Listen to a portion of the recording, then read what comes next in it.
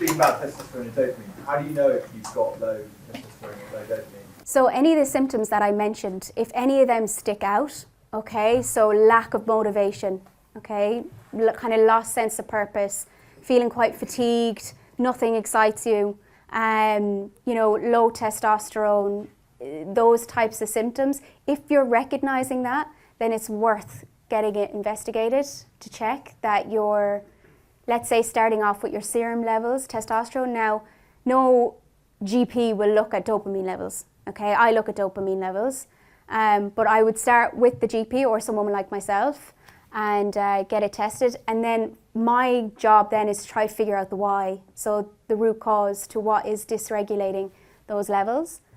So they would be the first. If you notice if it's like fluctuating, is that just Still get it checked, yeah. Yeah, hormones can fluctuate throughout the month. So men kind of have a period as well, but I won't go into that. Yeah? Hi, thank you. Thank you, Pasco. Thank you, Jessica. I wanted to ask you about like alternative therapies. So back a couple years ago, I was dealing with something like that.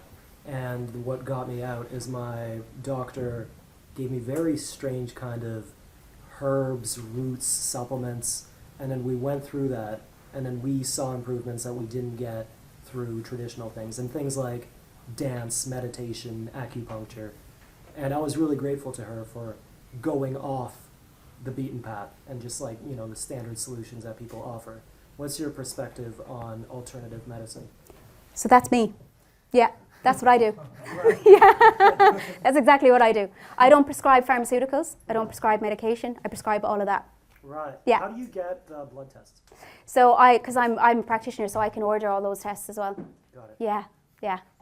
So Might be you good summarized time to renew. you summarized my profession very well. Thank you. Very nice. You're welcome. Glad you had success.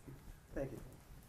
Question for Pasco. First a comment. You mentioned Steve Savides. I actually used to work with him in this building 10 years ago on the 16th floor. Yes. Complete coincidence. Incredible coincidence. Wow. So amazing. I ran into him a few weeks ago in Soho, so incredible. Anyway, question to you. These circles of men, do you have specific groups for like ethnic minorities or gay men or like different groups that have different lived experience? Because obviously their conversation would be, you know, at a more intimate level if they had a similar lived experience. Great question. We've got a dad circle. We had a women's circle at one point run by women. And we have closed circles and we have open circles, but we don't have any other specifics. I know of other circles that I can recommend if you're looking for something specific. I was just today, to self-regulate, I was at the sauna in Hackney Wick. I know that they run a sauna and circle for black men. Part of what we found in the value of circles is the diversity. That's what we lean into. We try to have 6 men that are different in age and background, and we find that there's a lot of value in that, because you build tolerance, you build trust through people that are different to yourself. You learn different things. When we work with organisations, sometimes they're more specific. But yeah, I guess that's all the diversity we have. If there's enough men within our community that ask for something, then we create it. So that's how the dad circle started. And actually we have like a few dad circles now. Thanks. Cool. Jesse, yeah. Yeah, Jess, for you, what's your kind of thought process around Tonka Ali? Say that again? Tonka Ali, the natural testosterone booster, have you heard of it? No.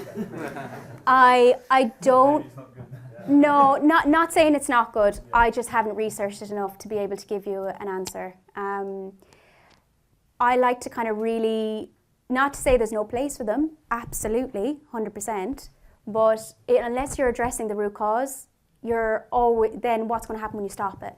Okay, is it just going to go back to the levels it was before? So it can complement the other recommendations that you're doing to address the root cause, but you want to make sure that levels aren't just going to normalize again after. But I can't effectively comment on that exactly because I just haven't done enough research into it. Yeah. This year I've been running a lot and not doing any strength training really at all. And it's interesting you said you need to do 3 to 5 a week.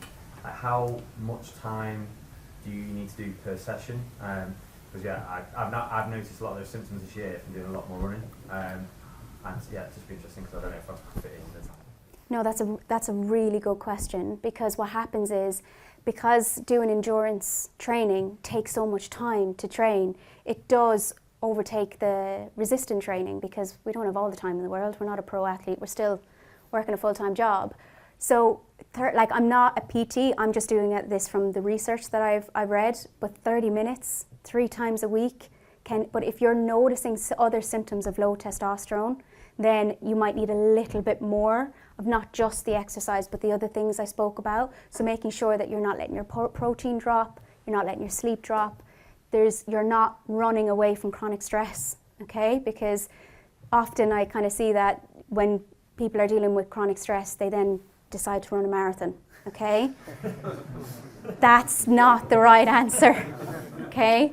You need to make sure you're addressing the chronic stress and then train for a marathon, because you're going to get the right level of adrenaline. Okay, adrenaline is what's going to get you through that marathon, but you're going to get the right amount of testosterone as well, the stamina that you need for that. So I would say 30 minutes, 3 times a week on top of your endurance. Do you have a recommended company for good supplements like zinc? Very good question as well. There is so many great supplement companies out there, and there are so many not so great supplement companies out there as well. Absolutely. So a lot of the good supplement companies that I recommend are things like Metagenics. They have fantastic zinc, because you want to make sure the quality of zinc that you're taking is the right form. So for example, there's a really great liquid zinc by BioCare. It's zinc complex, okay, and it has a methionine in it as well. Really great, because you're not just supporting and getting enough of the zinc that you need, but you're also getting the methionine to support your methylation pathway as well, which is really going to help with the uptake then of that zinc and go to what we want for testosterone and stuff. Okay, so that's a good one. But there's loads of other brands as well. I can go through them with you later. Yeah.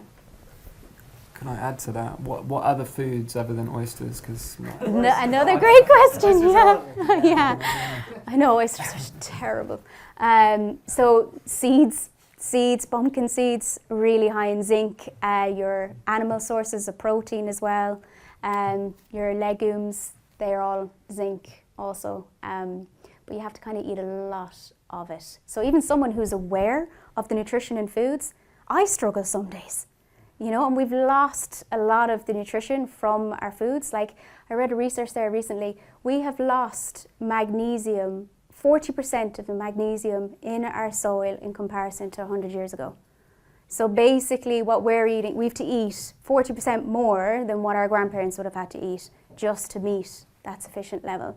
So I'm not saying you can supplement your way out of a poor diet, absolutely not. You need to have the diet there before you know, supplements are there to supplement your food. They're not there to replace anything. But other supplements like you've mentioned, like the herbs and other therapeutic supplements that I use to kind of help with hormones and immune system and stuff like that, that's a little bit different.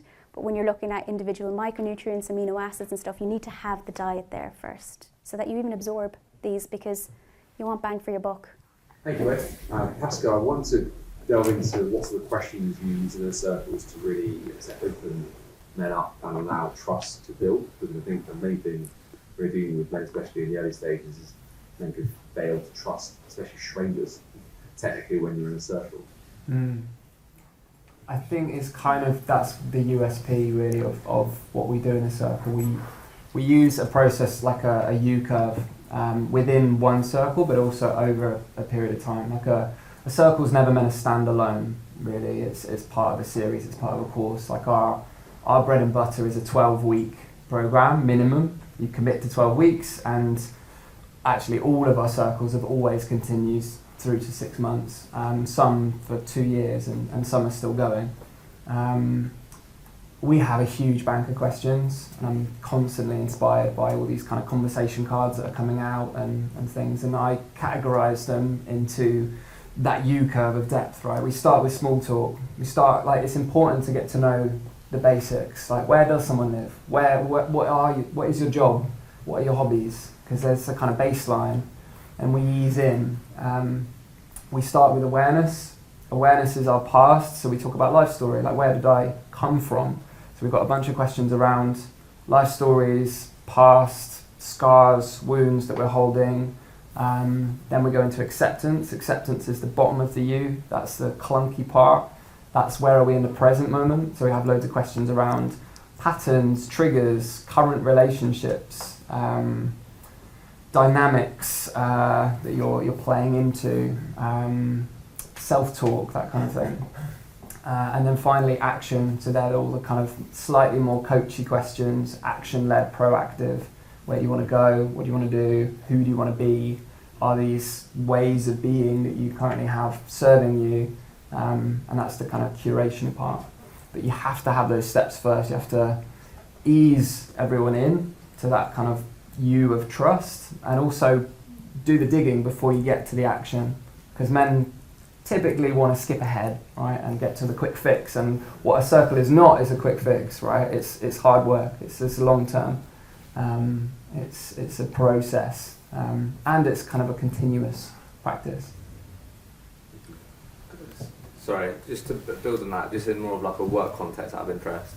Let's say, for example, every time I have a one-on-one with someone, like they just stay at the beginning of that U, and it's really hard to get to that bottom part of the U. Have you also found that to be a fairly effective framework to sometimes maybe get there with someone by starting with, that beginning part and then working towards maybe like, where do you want to be, what goals are important to you? Because sometimes I find that quite hard to get with people in a work context. Just curious if you found that play out in a work context as well. It's hard to say without knowing a bit more. Like we fair. could maybe talk after, but I think work comes with masks. I think that's a big part of our work coming into organisations. I'm speaking with Nationwide, Movember, Mears, a few others I can't say, about bringing these spaces in specifically for men. And one of the biggest challenges is professionalism exists over here in the professional life, and personal life exists over here, and we're just starting to see kind of the well-being space. Some big organisations have only just hired someone for well-being. Like that's where we're at in the corporate space in the older organisations. So what you're trying to break down is bring more of the personal life in, I think. Yeah, I guess like just sometimes it can be hard if you're managing someone. Right. I think a lot of people have experienced I don't know, you just have people that just always keep it sort of surface level, and like sometimes it can be quite hard to break down to get to the bottom of that you even if I feel comfortable going there with people. Do you lead by example? Yes, I try to, but that's maybe something I could do more. I think there's also something about a one-to-one dynamic as well. If you're bringing someone into another room and it's face-to-face, that can be quite confronting. I think that's why circles work so well for men, because we're side by side and you're watching other people lead by example. So maybe a group setting might work better, because that person then will see all these other people go in there, and the person that goes deepest, that's the level that's permitted, right? There's permission, and hopefully that's you, because you're the leader in that space. Yeah, that's good advice. Thank you. Marius, there was this. You had your hand up a few times. Sorry. That's all right. Yeah, I mean, you've answered a lot of the questions. I guess I'm sort of, unfortunately, going through a bit of a grieving period at the minute. I'm sorry. Thank you.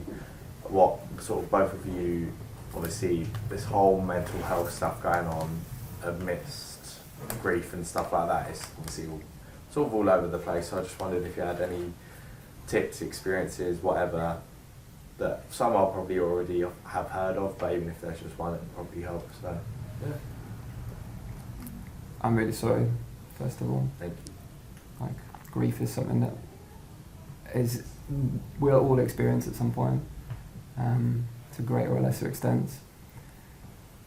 Ritual can be quite powerful, other than everything else I've already talked about, but creating a ceremony for yourself, a ritual for yourself, something deeply personal. You don't have to tell anyone else what you're doing or share it anywhere, but to create some sort of ritual for you and that person that you've lost, and do something for them.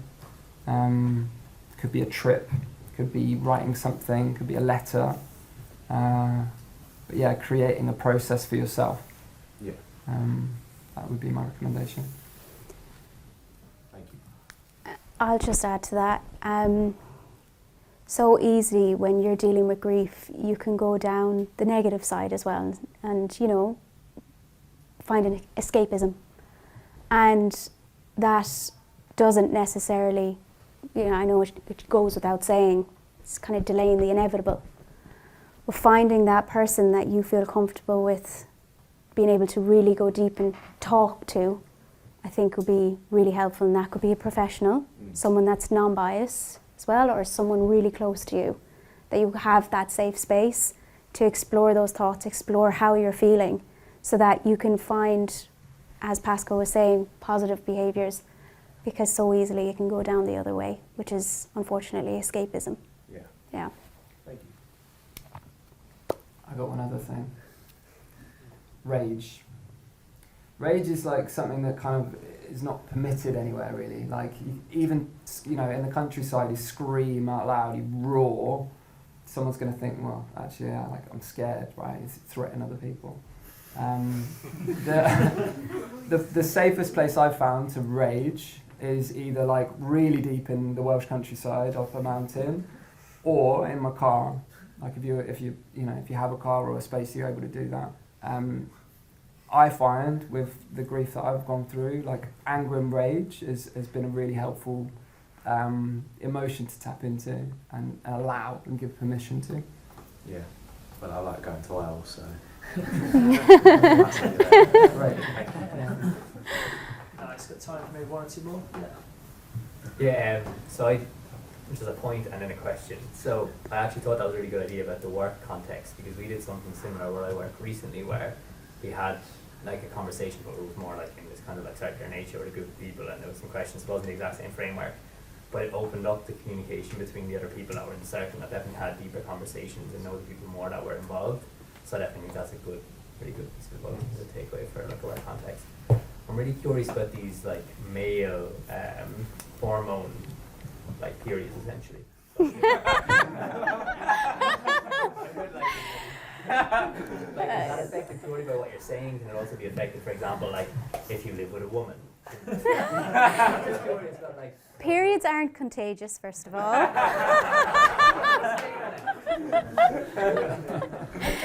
Women, I am not in the room, I'm not diluting, okay, the differences in our menstrual cycle. But men do go through hormone fluctuations in the month.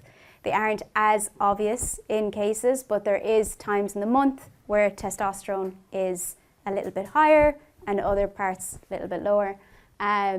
But it's a general, like, for women, we are so sensitive to our environment that there's a lot that can manipulate our hormones, unfortunately. So we get more severe and obvious symptoms around our cycles, okay? And they can be as bad as PMDD, where literally they are a different person one half of the month than they are the other part of the month. And trust me, when a woman is going through that, it is incredibly difficult and challenging. On the other side, yes, male hormones do fluctuate, especially in relation to stress hormones, okay? So say your partner is dealing with really debilitating menstrual symptoms, it will impact your cortisol levels, which will affect your hormones and behavior as well. So on a kind of zooming out perspective, not saying that they're contagious at all, it can, you know, it can affect each other. So yes, like the more severe symptoms are the ones that I listed. And if you notice that, even fluctuating, like the question at the back of the room, sometimes okay one time, sometimes okay they're not, measure how bad and the consistency of those symptoms. And if they keep fluctuating, because that could be the kind of cycle and the pattern that you're noticing monthly, then just want to kind of maybe investigate into the root causes and what changes you can make. No, that's super interesting. Last question. I just wanted to expand on Sean, if that's okay. So naively, clearly, my understanding was that women fluctuate. We're different every single day, right? Every day we're thinking what's going on. My understanding was that men were pretty straight line, and then a few days maybe they're a bit higher, a bit lower. Am I completely off by that then from what you're saying? Are they also on this kind of like rhythm wave? Maybe not as much as us women, but I honestly did think men were a bit more like that with their hormone levels. Women are better at communicating. Fine. Yeah. Men bottle up, Fine. unfortunately. They'd rather not communicate it than to, you know, it's what Pascal was saying is maybe encouraging different kind of conversations, even in the home with your partner sometimes, you know, asking them, how are you feeling today? Are you feeling okay? Things like that. I know my husband is looking at me saying, I definitely don't ask him that enough, maybe. But yeah, sometimes men don't communicate as much, and sometimes men are a bit more compassionate to women as well if they're really struggling. They may not want to bring their problems into this scenario as well. There can be many, many different contexts to that, but men can fluctuate, not all the time. Yeah. You might not recognise it at all. Some men in the room might not notice any fluctuations at all, and that's absolutely fine. But there can be things in the environment that can make men hormone quite sensitive as well, like stress, yeah. Awesome. Final one. Right. I just want to pick up on the guy who's going through grief. Grief. So, yeah, perfect. Sorry to point you out. That's all right. The only reason I'm actually standing up and saying this is having actually been through loss, someone unbelievably close to me, wasn't a family member, about a year ago. What I would say is strip it back to completely basics and start looking after yourself. If you go off the wagon and start like smoking a massive load of weed, drinking, you're not a failure, but go back to basics. It's really, really tough, and it will take longer than 6 months to get over it. That's what I'll say. Thank you. Thank you.